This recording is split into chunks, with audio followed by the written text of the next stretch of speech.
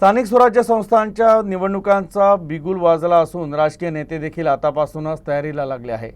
ज्येष्ठ भाजप नेत्या नवनीत राणा यांनी मनपाचा महापौर आणि जिल्हा परिषद अध्यक्ष भाजपचा असेल असा प्रण केला आहे आणि त्यांनी तसा शब्द मुख्यमंत्री देवेंद्र फडणवीस, भाजप प्रदेशाध्यक्ष चंद्रशेखर बावनकुळे यांना दिला आहे। भाजप नेत्या नवनीत राणा यांनी डॉक्टर नितीन धांडे आणि रविराज देशमुख, प्रभुदास भिलावेकर यांचे औक्षमन करून शाल श्रीफळ देऊन सत्कार केला। तसंच नवनीत यांनी मुख्यमंत्री देवेंद्र फडणवीस, प्रदेशाध्यक्ष चंद्रशेखर बावनकुळे, कार्यकारी अध्यक्ष रवींद्र चव्हाण यांना विश्वास दिला की येणाऱ्या अमरावती महानगरपालिकेत महापौर तर अमरावती जिल्हा परिषदेत अध्यक्ष हा भाजपचा राहील असं आश्वासन दिलंय।